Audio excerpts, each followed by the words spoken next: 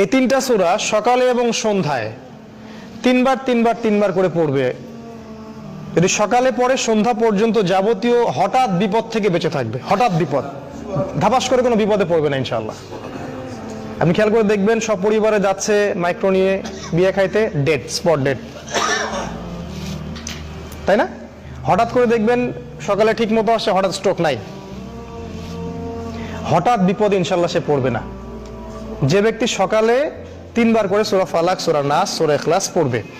আর বিশ্বাস করেন, এই কাজগুলো আমাদের চাচাদের বয়সী যারা আছেন ওনাদেরকে শিখাতে হয় না, আমাদেরকেই শিখাতে হয়, তাদেরকে শিখাতে হয় না, তারা এগুলো আগেই থেকে জানেন। আবার যে ব্যক্তি সন্ধ্যাবেলা সূরা ফালাক, সূরা নাস এবং ইখলাস 3বার করে পড়বে, সারা রাত যাবতীয় ক্ষতি থেকে সে বেঁচে থাকবে ইনশাআল্লাহ। এই হলো একটা বড় ফজিলত। তাহলে আমরা ইনশাআল্লাহ আজকে থেকে, বরং এখন থেকেই